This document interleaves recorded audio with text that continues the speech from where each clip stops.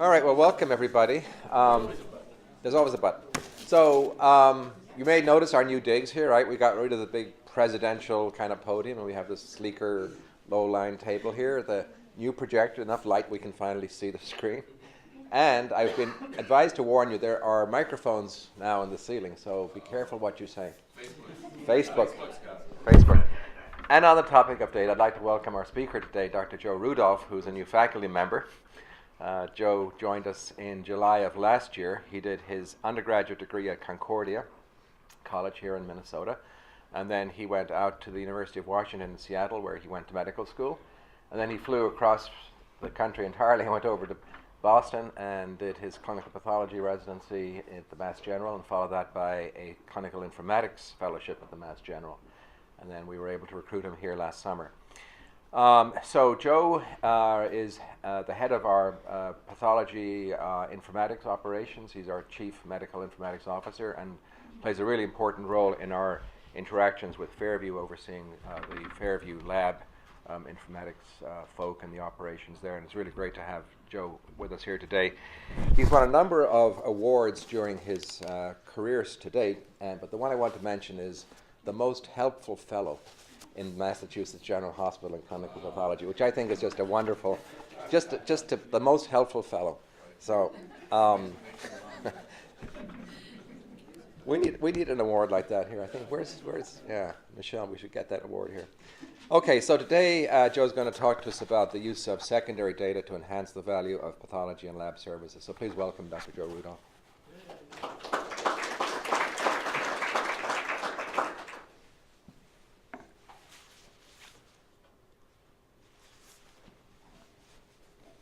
Good morning, everyone. Is the microphone on? Can people hear me out in the audience? Okay, wonderful. If that changes at any point, please just give me some feedback and I'll make an adjustment. I'm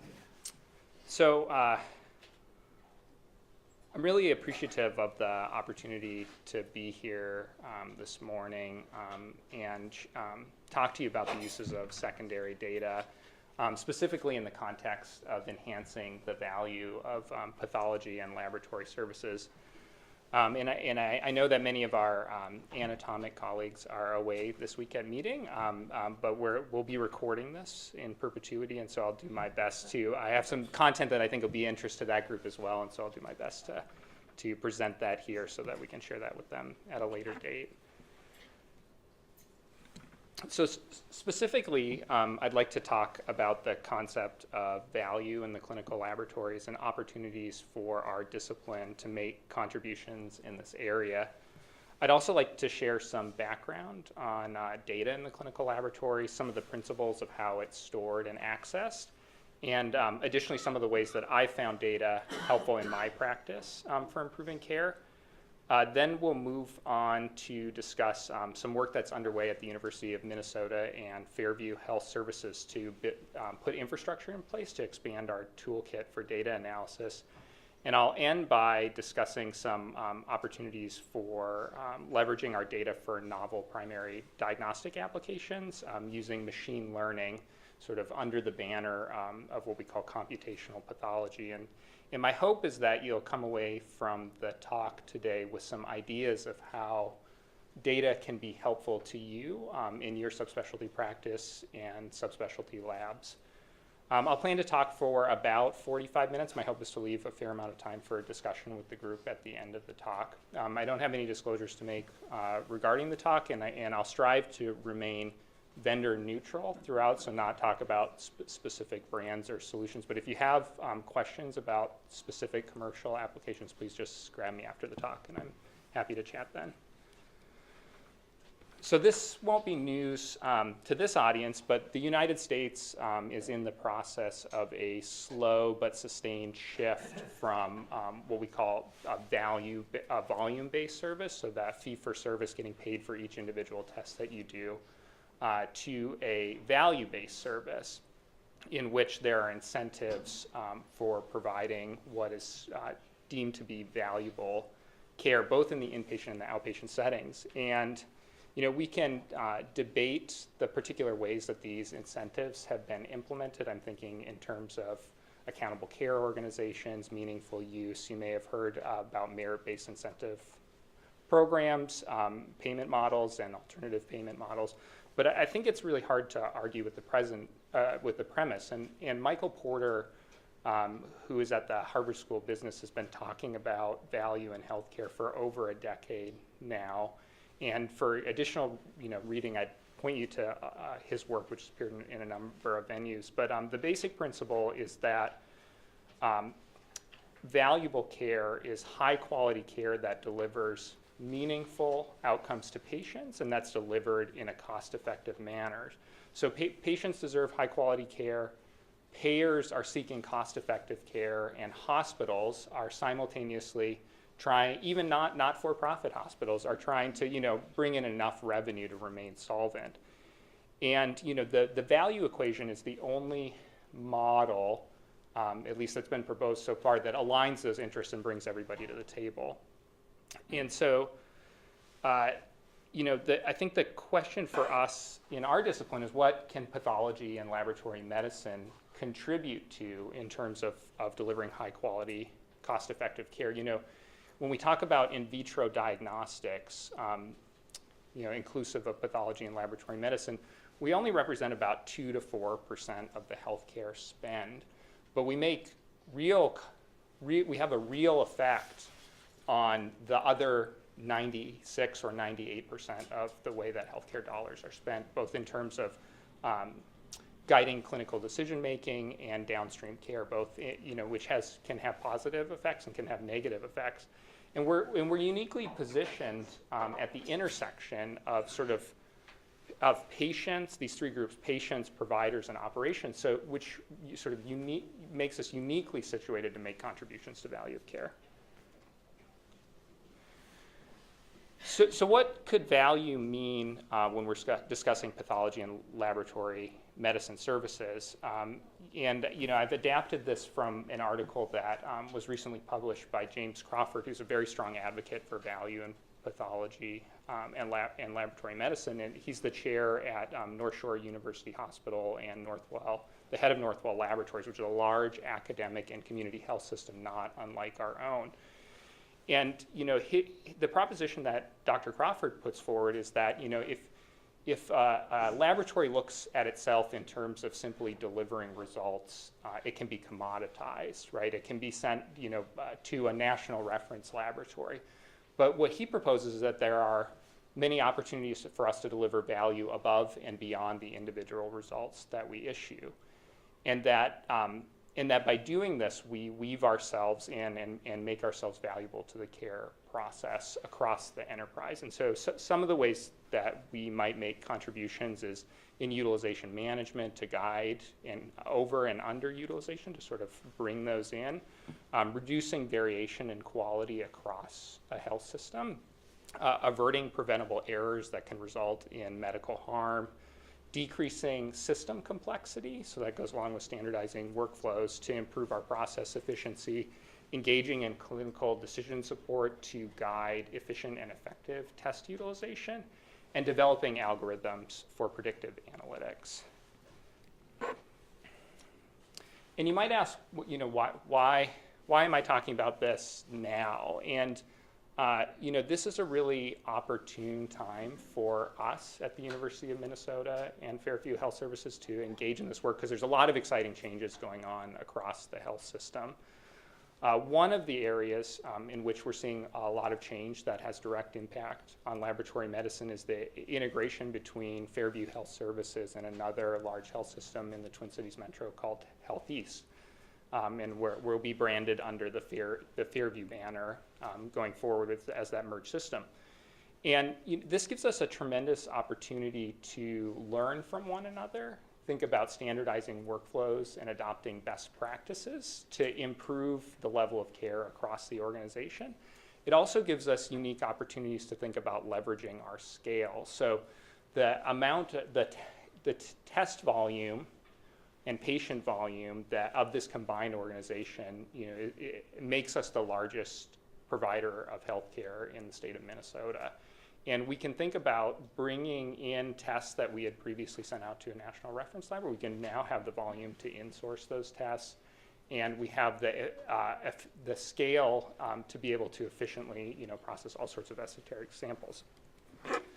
The other major change that's going on, and this is, very forward-looking, and we're doing this locally, but it's also a trend going on nationally, and that's the transition from regional operating models to service lines. So large healthcare systems such as our own have historically been operated geographically. So we had the North region, and we had a central region in the Twin Cities with independent leadership, and we were managing facilities.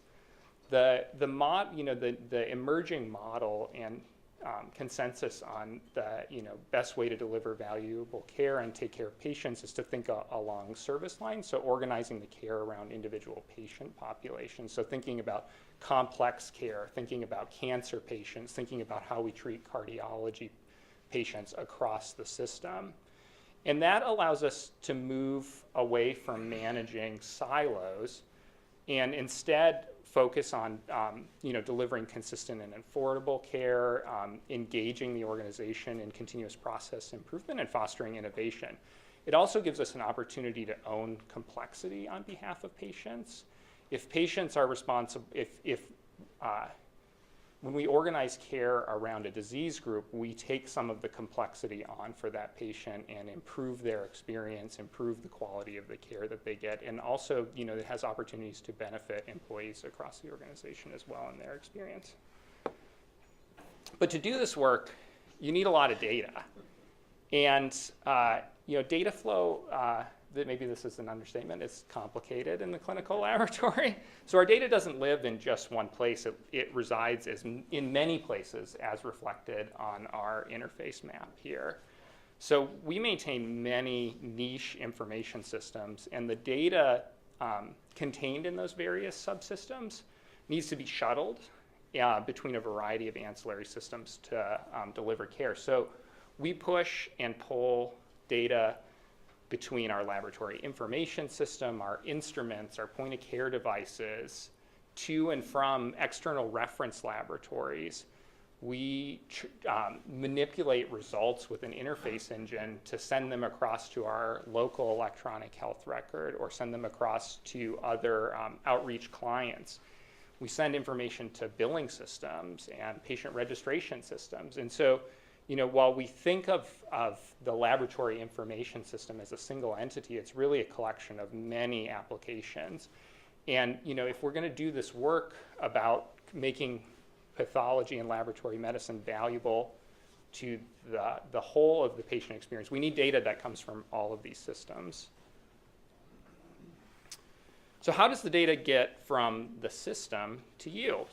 Here I'm representing what I consider to be the classical model of laboratory reporting. So it starts with you sending an email to an analyst on the LIS team, and it's like going to the DMV. It's a take a ticket approach, right? And so then you go sit down, and and when you have a high volume of requests, you need some system for managing it. So I'm not here to criticize the taking tickets, but so you take a ticket and you sit down and you wait for your name to be called. And so when your number's up, the analyst calls out to the LIS or other ancillary system and retrieves a report. And that report is packaged for you, and then it gets sent by email.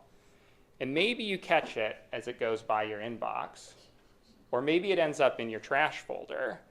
And 6 weeks later, when you're ready to make an operational decision, you're saying, did I get the data? Did I not get the data? Well, what the heck, I'll shoot from the hip. And so you're sort of left, even whether you have the data or don't have the data, you're sort of left making decisions in the absence of timely data. And I want to really stress the importance of quality data as well, because even if you're lucky enough to have access to data, that doesn't mean that you have access to good data. So thinking about timely data, accurate data, and actionable data. So how can we get access to good data and think about improving on a traditional laboratory model? So one solution is to build a data warehouse, and a data warehouse is an information repository that consists of multiple accumulated data streams, which is intended for reporting and analytics to guide management decisions. Basically, we take multiple streams of disparate data, and we do through a process that we call extract, transform, and load. we organize that data within a data warehouse so that it can be used for analysis. And this is not a foreign concept to many business practices. You think about inventory in supermarkets, profiling customers online and the way that they shop, financial forecasting. All of these various industries use data warehousing technologies, and it's relatively more nascent in the healthcare space, but we're increasingly finding applications for this toolkit. And why is a data warehouse an improvement over extractions from the LIS? Well, the first thing is that structured data, once you give structure to data, it becomes computable. And when you can compute on data, then you can ask questions of the data, and that provides actionable insight. Secondly, and very importantly, is that production systems, so our laboratory information systems, are really not designed to do analytical work. And what I mean by that is they're really organized around the idea of transactions for a patient. So in a laboratory information system, we think about a patient, and for that patient, I'm going to get a sample and I'm going to create an accession. And then I'm going to have a result that I send out. So it's organized around asking small questions on individual patients. But if you want to ask a question about, show me all of the cancer patients that we've had of a particular type over the last 6 months, and I want to look at these 3 labs, and I want to know what the range in values was. The operational systems are not designed to answer these questions, but data warehouses are. So prior to joining the faculty here last summer, I had an opportunity to do my clinical pathology residency training and informatics fellowship training at the Massachusetts General Hospital in Boston. And starting in 2013, the clinical laboratories there embarked on the journey of capturing their data for secondary uses. And this process consisted of daily extractions from the LIS system, so the laboratory information system. So that's data around samples and results and reference ranges and collect times. And it also includes data coming from our provider, the provider order entry system. So who ordered the test, when did they order the test, what unit was the patient on. And each day we bring that data into a data warehouse, department-developed data warehouse that we called the Data Mart. And at the time that I left in July, the system had accumulated around 4 years of data on 2 million unique patients and 100 million individual results. And so as it was accumulating data, it was just becoming more and more powerful over time in answering longitudinal questions. And really one of the sort of most important features was that it allowed on-demand access. So we're breaking that chain of requiring individuals to take a ticket and wait 2 or 3 weeks to get an extract, which may need to be further refined, and send you right back to the well. And so then you wait another 2 weeks to get a further refined extract, which really creates a lot of latency in decision making and answering clinical questions. So we found that having access to the data allowed us to undertake a lot of interesting initiatives that we otherwise, to improve care that we otherwise wouldn't have been able to engage in. And so I'd like to take a few moments to share just a handful of ways that we found the data useful, specifically in the domains of utilization management, system implementation and optimization, and then also for process improvement. So one particular initiative where we had a lot of success in using our data to drive quality care was in optimizing the use of recurrent daily labs.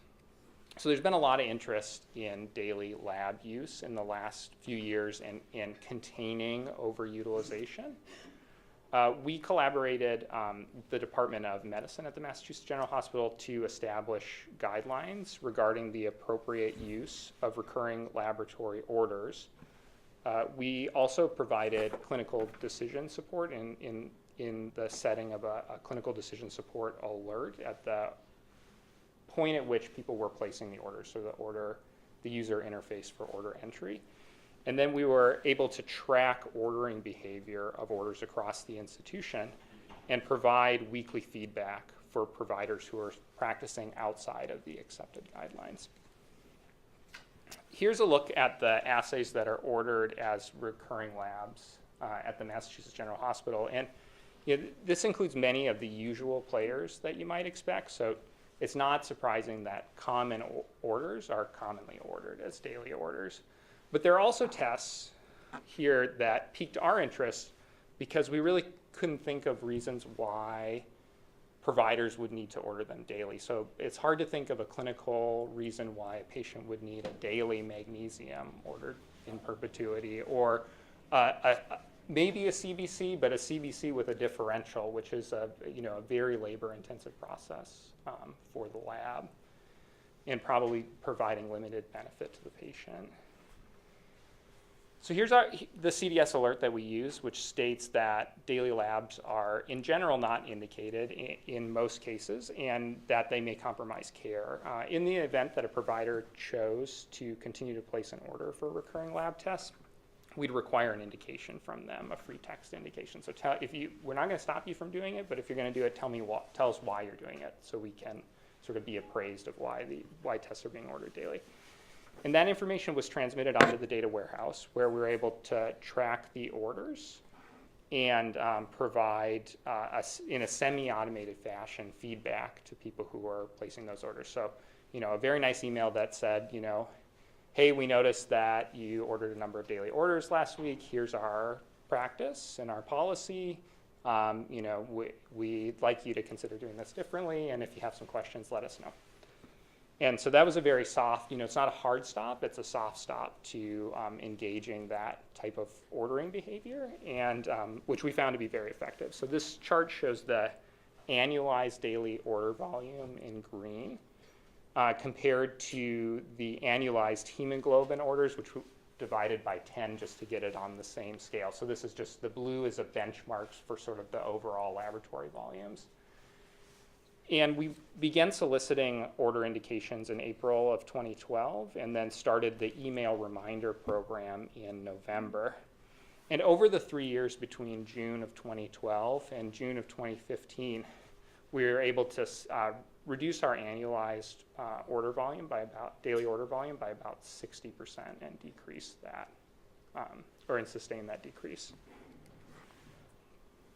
Another area where we found the data from the data warehouse to be incredibly useful was for our EHR conversion and optimization. So Partners Healthcare, which includes the Massachusetts General Hospital, just wrapped up a 5-year EHR conversion from a homegrown electronic medical record to a vended solution, so a commercially available electronic health record.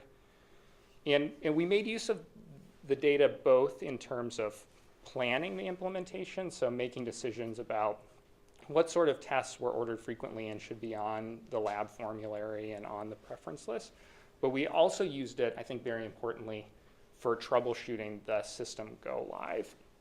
So here's the Massachusetts General Hospital within the greater Partners Healthcare organization, and that facility went live about 2 years ago, and so I'll just talk to you about a few of the metrics that we chose to monitor during that implementation. So at a basic level, we looked at turnaround time. This is not a foreign metric to anybody in this room, but it's an important metric when you think about putting a system into place, because we have service level agreements with various stakeholders around the institution, and both for those stakeholders and for the care of the patients, it's important that we strive to meet those targets. And so we chose to look at 2 analytes, one potassium from the chem line and hemoglobin from the heme line, and then look at sort of our median performance, how are we doing on average day to day, but also sort of that outlier performance, what's the 90th percentile, to sort of capture samples that have sort of gone awry, how are we handling them as well. And the red triangle here represents the go live date. We, not unexpectedly had a spike immediately following that, but then every day we're watching, how are we doing today? What can we do to make changes and deploy resources and staff to keep ourselves within our meeting our targets. And while the turnaround time suggested that the operations overall were going quite well, what about the health of individual practice locations? So what I'm showing here is anonymized outpatient order locations, 8 going up to KK, and the proportion of orders that we received in an electronic format. So one of the really big cultural changes for us during this implementation is that a lot of outpatient practices were used to ordering laboratories on paper requisitions. And so that's a big leap to ask somebody to go from working with paper to working with a computer to interact with the laboratory. And so as you might expect, some practices adopted this technology very quickly. Some practices struggled with it. So on one end, you can see practice A here, which is sending the vast majority of their orders. They're able to find them in the in the order interface and send them electronically to us. Practice KK on this other end, and JJ not doing so well, sending us only about 10% of their orders electronically. And looking at this, so taking the data warehouse, using this data in the moment, you can identify in a way that you otherwise wouldn't be able to, like, who is struggling and how can we reach out to them to fix these issues. And so the department had an outreach team, and then they would say, okay, who's struggling today, and let's go visit those practices and help bring them along.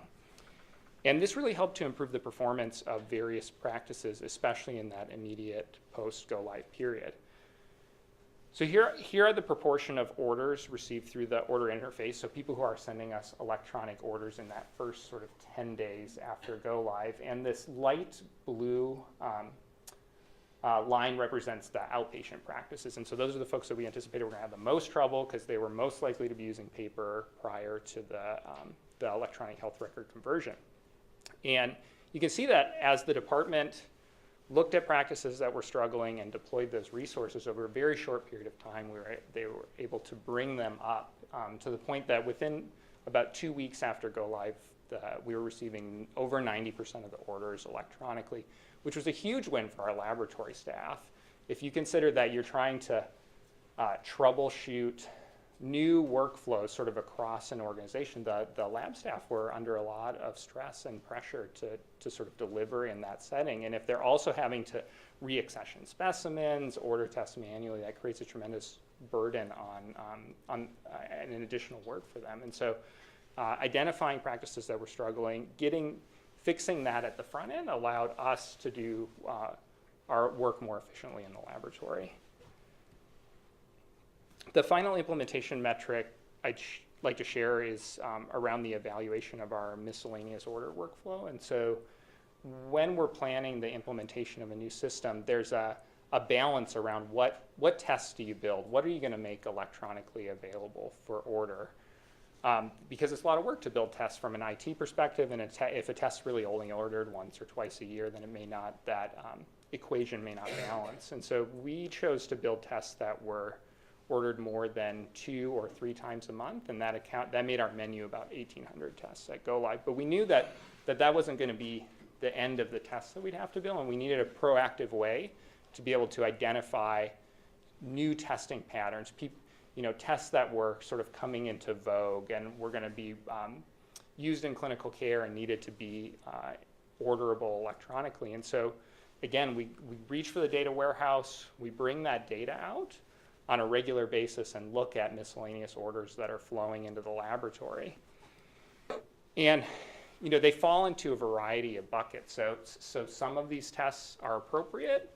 Things like whole exome sequencing we chose to keep off the menu because we don't want people ordering whole exomes on patients without any oversight. So sort of hiding that a little bit so that we reach out to people who are running complex genetic clinics and saying, okay, we're going to tell you how to order this. Like, don't share it with your friends. They said we'll give you the sort of special access to order it, but we want to restrict that.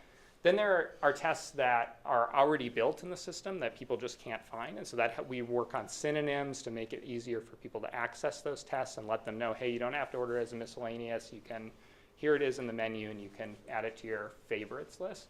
There are things that maybe are not tests of choice, so we had a fair amount of Babesia in the Northeast, and the test of choice for us was a thick and thin smear, and so we didn't want a Babesia PCR on the menu. We wanted to redirect people to order thick and thin smears.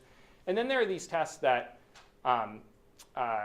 people were increasingly ordered that seemed like, oh, well, these are getting ordered 10, 15 times a month. We know that now, monitoring this queue. Let's go ahead and build those tests. So the third and final piece that I'd share in the context of sort of concrete ways that I found that data from the data warehouse can sort of drive quality care and make improvements both within the lab and outside is in the context of logistics. And I had the opportunity to spend some elective time during my fellowship training at a large national reference laboratory, and this got me really interested in the concept of logistics at the local level and how, national reference laboratories are focused on how do you get specimens onto airplanes and get them out of airports and then get them to their door at, within a period of time. And that's a very complex distribution network. But I would say that the distribution network that we deal with is sort of, while at a smaller geographic scale, shares a lot of the same complexity. And so I got really interested in how do we move samples around the system, and can we use the data to make that better? And so as part of a process improvement course that I was enrolled in, I decided to look along with one of our quality and safety colleagues, Laura Listro, at the Massachusetts General Hospital, at the way in which we were transporting samples locally, and specifically from one of our large multi-specialty clinics in the western suburbs. And so the map here, I just sort of took what's an average Monday at 5:30, what does the traffic look like in Boston? And I'll try and point here to the hospital, which is in the west end here. And if you were going to build a central laboratory, sort of a priori, this is not where you'd put it. But if your hospital's been around for 200 years, this is where your lab is. And so, even though the distance that we're talking about covering is like 15 miles, it can be incredibly difficult to cover those 15 miles with samples at 5:30 in the afternoon. So reaching back, we're going back to the data warehouse. We're going to, we have various points that we can hook into. When was a sample collected? When was it bundled? When was it, put on transport? When was it unbundled, sort of taken out of the package? When did it hit an instrument? And when did the result come out? And sort of using that framework, we can look at what is the dwell time of a sample? Is it getting collected and sitting for a long period of time? Is it sitting on Interstate 90 trying to get to the lab? Is once it gets there, do we have this huge bolus of samples that we're trying to process from outpatient labs at 5:30 at night, and it's actually just sitting on a counter for 3 hours? And when I looked at this particular practice, maybe not surprisingly, given the map that we just looked at, I noticed that transport time was really a place where we had an opportunity to make an improvement. And I'd say this is one of the most valuable experiences that I ever had. We sat down with people who knew the process. How do samples get from patient collection into the clinical lab? And then I spent a day with our transport group, and I actually walked the routes with them out at the facility to see how samples were being collected. And it's amazing how, there were great similarities, but there are also great dissimilarities in that process. And it really, the reason it was so educational for me was it's important to understand your practice as it's written. It's really important to understand your practice as it's practiced. And so, one of the things, and I'm not expecting anybody to read this flow diagram that we put together, other than to say, we quickly discovered that there were like 3 groups that were doing intrasite transport of these specimens. So the lab, if they hadn't seen specimens for a while, was walking around the facility picking up specimens. Sometimes the practices were saying, well, I haven't seen the lab in a while. I'm going to walk the samples down to the lab. and get that so that they can get bundled for transport. And then we have couriers making routes around. So at any, and none of them really understood that they were all engaging in exactly the same behavior. But when I rounded with each individual group, you'd pass the other group and you'd say, oh, are you doing the same thing that we're doing right now? And so, so it quickly became clear that there were some inefficiencies in this process. So I said, let's just pilot a small test of change. So let's just take a period of time and let's just have one group sort of own this. So that's not a big change. So instead of you don't have to come looking for us if you haven't seen us for a while. We're going to come to you at defined periods of time. Let's sort of own the complexity within the lab. And in doing a run chart and looking at this, so tremendous process, tremendous variability in time that it was taking for samples to get collected to a result being issued. And after the test of change, we moved that dramatically. So it's a very simple process change, but it took about an hour off each sample's turnaround time. And when you're talking about thousands and thousands and thousands of samples, this becomes meaningful change. And I would say that, identifying an opportunity like this and executing on it is very difficult in the absence of data. You can sense that a process isn't working, but if you don't have diagnostic data to inform sort of where your current state is, what your future state would be like, and how you're going to bridge that gap, it becomes very difficult both to identify the opportunity and then measure your success. So there were a number of benefits and drawbacks to sort of what I would call generation 1 data warehousing at MGH. So the benefits were on-demand data access and new analytics capabilities that previously didn't exist when we were talking about the latency of asking for a report and receiving a report. The limitations were the data wasn't real time, so it's day delayed. So we could only look within 24 hours ago at the closest proximal time. We had limited access to clinical data from the electronic health record, financial data, and there's no anatomic data. So none of the, we hadn't embarked on that process of warehousing anatomic data.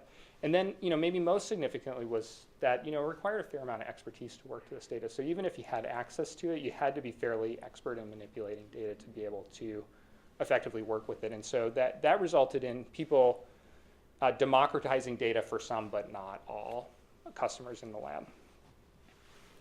So the experience that I had during training was very valuable for me, and I'm trying to think about ways that we can emulate and build on that success here at the University of Minnesota in Fairview. And so I want to spend just a couple minutes talking about the sort of work that's ongoing here. So first, in terms of increasing self-service access to operations data. So again, I'm going to stay away from naming commercially vended solutions, but I'll say that there are implementations going on to provide self-service data warehouse capabilities for longitudinal patient data in the electronic record, including laboratory data going back 10 years. There's a system being implemented now that's going to have a real-time data feed from the interface, so we'll be able to look at operational metrics in real time on the cloud. There's also a revenue system that's being spun up in Fairview IT, so we'll have a better idea of what is being charged and paid on laboratory services, which is historically very difficult for laboratories. That type of work has been very difficult for laboratories to engage in.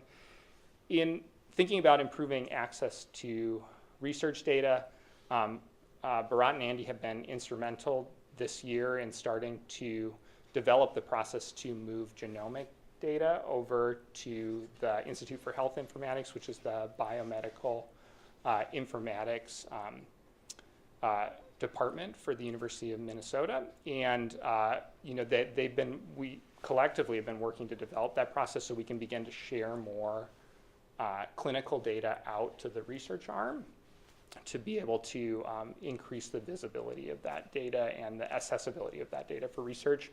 We've also started working on ways to extract some of the synoptic data, so the structured data from the anatomic pathology information system, and thinking about ways to share that in research applications. In terms of enhancing pathology data richness, I'm thinking about acquisitions of digital pathology instruments and platforms and implementation there so we can start to convert glass into data. And then for developing clinical decision support capabilities or extending those, Fairview's just started a process to implement a system which will allow contextualized decision support alerts that we can author in the laboratory and other areas to sort of reach out into the medical record and guide clinical decision making. So this is what the sort of the model that we're developing looks like. So there's sort of three pieces to this. One is to bring data up to the cloud in real time and make it immediate operations data visible in dashboards, longitudinal storage of data in an enterprise data warehouse so that we can have self-service access, so removing the take a ticket component, and then also moving, partnering with the Institute for Health Informatics to move data into that environment so we have research data available in a secure and curated environment. So for the last part of the talk, I want to take just a few moments to look to the future. And so I'm going to introduce the concept of computational pathology. And so this was a paper that came out in 2014, which was a proposal by the chairs of the Brigham and Women's Hospital and the Massachusetts General Hospital, along with some other informatics experts, proposing this idea of a discipline of computational pathology, which they described as an approach to diagnosis that incorporates multiple elements of extracted and integrated data to create mathematical models, which leads to generating inferences and predictions about patients, and with the ultimate intent of delivering clinically actionable knowledge to facilitate decision making. And this group really advocated that, in laboratory medicine and pathology, we really need to think about the computer as much of a diagnostic tool as the microscope, and that we need to build a culture around this mentality, and that we need to engage trainees and teach them the discipline of data sciences to make them successful in sort of what the future practice of pathology might look like. And I'll just introduce briefly two papers that I think sort of embody the spirit of computational pathology and give us some insights into the way that secondary data can find a life in primary diagnosis. And the first paper comes from a collaboration between the Massachusetts Institute of Technology and the Massachusetts General Hospital to leverage machine learning to predict laboratory test results. And in the study, the authors extracted multi-analyte laboratory data. So on the y-axis here, you see the many analytes that they extracted for about 5,000 patients who had received a ferritin test. And you can see that there's the colors represent sort of relative scaled values for these results, and the white space represents missing results, which is a really interesting and unique challenge in clinical data, is that a patient may have a test and they may have a value for that test, or they may not have been tested for that particular analyte at all. So they did two things, which were really interesting. One is they used statistical techniques to make guesses at what the missing data was. So infer, if this patient had been tested for one of these white spaces, what might that value have been, to sort of fill out the matrix. And then they use machine learning tools to develop models to predict a patient's ferritin. And so for male and female patients, this is the measured ferritin compared to or the predicted ferritin compared to the measured ferritin. And you can see a strong correlation between measured ferritin and predicted ferritin. And it's impressive, though not entirely surprising, that the authors were able to make predictions about what a patient's ferritin might be, given the informational redundancy contained in other analytes. So knowing the values for other analytes gives you a sense of what biologic processes might be going on, and so you can have a fairly good guess at what a patient's ferritin might be. To me, what was most interesting, or the most interesting data arose when the authors reviewed selected cases where their predicted ferritin was really highly discrepant from their measured ferritin. And so I'll highlight just one of those cases here in which a patient was measured to have high ferritin but predicted to be very low, have a low ferritin. And when the authors went back and they reviewed this this case and others like it, they discovered that, wow, this patient really probably does have low ferritin, and there's an inflammatory process going on causing the measure ferritin to be high. And this hasn't been clinically identified, and this patient probably needs to be treated for iron deficiency. And I found this so thought-provoking because it suggests that there are situations where a statistical guess or inference of what a laboratory test result is might actually be more valuable than measuring the test itself. And it calls to mind all sorts of questions like, what is a test? Is an algorithm a test? And, and how can we apply these sorts of concepts to guiding test selection in the future? Should we be running models and suggesting, hey, the clinician, I know our clinician colleagues, I know you're very busy, maybe you didn't see this, but would it be beneficial to order this test on a patient? Or should we even not order the test at all and just treat the patient because we're very confident of what the result of the lab would be? So clearly this is early stage work, but I can see a future in which we're inferring disease states and making recommendations about clinical care based on machine learning. And I'll briefly touch on one last paper. So the other study I'd like to share it was a landmark paper that came out in Anatomic Pathology at the end of 2017. It was the results of the 2016 Chameleon Challenge, which was an international challenge for the detection of breast cancer metastasis in sentinel lymph nodes by machine learning. So participants in the challenge were given 270 H&E slides of sentinel lymph nodes, a subset of which contained metastasis, and they were asked to develop an algorithm. And the question to them was, can you tell me whether there's metastasis on this slide or not? And then they validated this against a validation set. Here are, so top and bottom, two different annotated H&E lymph node sections with metastasis annotated. And the top three performing algorithms are on the right here. And overlaid on those are probability maps. So the algorithm is telling us, is cancer here or not here? And yellow is areas of high confidence. So the algorithm is very confident that there's cancer there. And then the blue areas sort of seen on the periphery are areas where the algorithm says that there's not cancer. And I found this very, very impressive. In evaluating the algorithm performance, the authors also invited pathologists to review the slides. So they invited 11 pathologists to review the slides under what was considered to be reasonable time constraints approximating their workflow. And that's the orange dots. And then they invited one pathologist to work without time constraints. We'll give you all the time in the world to annotate these slides and look for cancer metastasis. And on this ROC curve, which showing sensitivity and specificity, you can see that the best performing algorithms, the top two performing algorithms, were equally as specific and as sensitive as a pathologist working not under time constraints. And I would argue much more sensitive than the orange dots, which was pathologists in daily workflow, where they were under some time pressure to get through the slides. And I think this has really significant applications for the practice of anatomic pathology because things like rare event detection, scanning lymph nodes for metastasis is a really tedious job. And it's a job for which humans aren't, in general, very interested or particularly well suited, but which computers excel at. And I think this has great promise to extend pathologists' efficiency and sensitivity.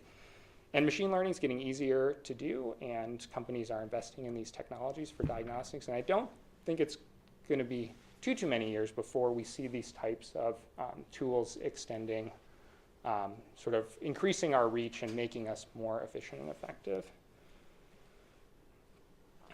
So as we look to the future, I'd like to share one last idea, and that's the concept of linear thinking. So this is a well-known cognitive bias in which humans simplify complex problems in order to make predictions and engage in decision making, sort of what's going to happen in the future for heuristic purposes.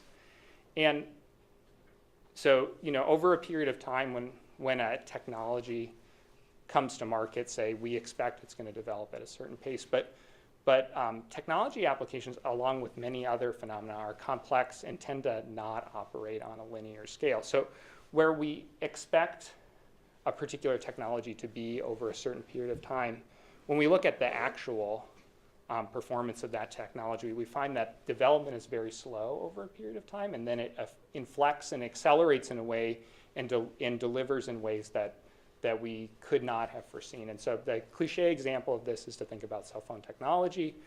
From the 1970s to like the mid-2000s, cell phones basically made phone calls, right? That's pretty much all you could do with them. And while that was an interesting technology, it wasn't really advancing in any meaningful way. And then you think about the introduction of the smartphone. So that would be this inflection point. And you think about what's happened in the last 10 or 15 years. I can take a phone call on my wrist. I can send text messages to loved ones while I'm flying at 30,000 feet. You can engage in augmented reality to see what furniture might look like in your living room before you buy it. I mean, these are advancements that in our wildest dreams, I don't think we would have envisioned in such a short period of time. And I think we're starting, as machine learning really is finding applications sort of across society. I think we have great opportunities in pathology and laboratory medicine to leverage those tools. So thinking about capitalizing on opportunities. So the explosion of data sciences is like this large wave barreling toward shore. And as the pace of technological change and capability accelerates, it's our responsibility to get on the inside of the curve, right, and ride the waves, because that's where we can really make contributions to valuable care and really help push our field and healthcare for patients forward. And it's a steep curve, but I think it's an important one that we're aware of and that we're engaged in and that we're proactive about. So in summary, I'd say that pathology and laboratory medicine have the opportunity, the capability, and most importantly, the responsibility to make contributions to enhance the value of healthcare. And recognizing the importance of our data and building infrastructure that allows us to leverage that asset gives us tools to execute on improvement opportunities. And as we saw with the last couple papers that I shared, that pathology and clinical laboratory data are increasingly important components in the delivery of novel primary diagnostic services. And I think this really has the potential to transform our care. So the piece I'd like to leave you with is that this is very exciting. Informatics is here to help you. So let us know how what we can do together to enable the transformation of care. So I'll quickly, I know I'm running short on time, longer than I anticipated. I want to make sure that we have a few minutes for discussion, but I'll just quickly, there are a number of people who have made the prior work that I did possible, and a number of people in the department I am so appreciative to for being forward-thinking, investing in informatics, allowing me to be here, helping to onboard me and engaging in projects with me. A number of mentors at the Massachusetts General Hospital who really helped to shape my thinking around data and how we can use it. And then the folks that I work with day to day at Fairview Health Services, both in the operations and IT team, who don't have a great deal maybe of visibility to us on a daily basis, but work very, very hard to make sure that patients are getting good laboratory care. So with that, I'll end. And we have a few minutes, I think, for discussion, conversation, questions. And I thank you for your attention. And I'm looking forward to hearing what you have to say.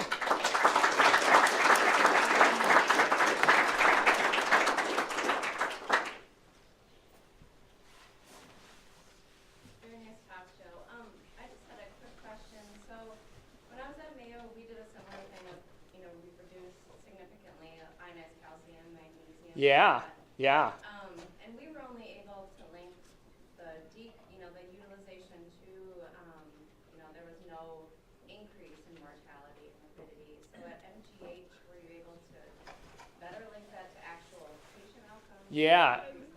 That's a really great question. So those are enormously difficult questions to answer. in part to the limitations that I mentioned, which is the lack of integration between electronic health record data dealing with clinical outcomes and amongst other ancillary data. So I would say that the approach in general that we took was maybe we can't demonstrate outcome data today, so let's convene a group of experts and who can tell us about a best practice. So you bring a group to the table and you say, I may or may not be able to prove that controlling utilization of this particular test is not causing increased mortality. See that signal, but let's bring local experts to the table and make determinations about what appropriate practice is as guided by the literature, and then we'll help you enable those practices, even if we're not ultimately able to show reduction in mortality, so finding that needle in the haystack. So I think it's an intermediate step. Ultimately, we need to get there, and that's why I'm a big proponent of thinking comprehensively around the way that we warehouse data and not just thinking about laboratory data, but making sure that we're able to integrate that with patient-specific data from the electronic health record. Joe, what are your thoughts on the issue of training in lab medicine pathology? It seems to me that thinking about data and how to use data and analyze data should be the core part of training in lab medicine pathology today. I'm curious to know what you think about it, what people are doing at Mass General. Yeah. So I couldn't agree more. I think that's really a foundational toolkit to making a successful laboratorian in the 21st century. And and I've often thought I don't think I presented a lot of data from my time at the Massachusetts General Hospital. I don't in no way do I think Massachusetts General Hospital owns the market or has figured it out in sort of all these areas. But what I would say is, I think offering graduate level courses to trainees in statistics and data analysis, thinking about data boot camps for trainees to get them sort of facile and agile with data when they enter, and involving trainees in practical everyday applications of data science to show them how and where it's valuable and to give them practice at it, I think is really important. And I presented a number of examples today where I think data is valuable and useful. There are hundreds or thousands of applications where we can have trainees engaged alongside technical folks to engage that work. And I think it's very, very important. Joe, I really appreciate your concepts of the future. It's exciting to think about it. Thinking about the past, over 30 years ago when I was at Hennepin County Medical Center and we were looking at LIS systems, I would ask the vendors if a couple of very simple research projects that I had in mind, both for anatomic as well as clinical laboratory, would be possible. And they would tell me, no, that's not our job. Our job is to send out lab results and to do the billing. But I kept after them, and none of them have really developed these. And these are not as difficult as your data mining concepts at Mass General. These are really very simple, and they weren't willing to do it. Why is that? Yeah, I think it's a great question. I'm reluctant to speak at great length about what drives vendors to do things that they do or do not do, or what they find valuable. I think the same pressures that have existed for a long time on folks who are developing LISs as exists for the electronic health record. And the people who buy these systems are administrators, and administrators are moved by lots of things, but one of those things is finances. And so these systems for a long time were really focused around making sure the financial transactions worked correctly, and then other things historically were not peripheral to that endeavor, but they're looking for where the value of their time spent in development is and who's purchasing their products. I think that is changing as increasingly the demands for these solutions are out there, and I think vendors realize that if they don't do it, that somebody else is going to do it, and that's a lost revenue stream for them. So I think their incentives align along that too, and there are a number of vendors who are spinning up analytics arms and trying to reorganize their data to make it more available for analysis. Okay, well, I'm sorry.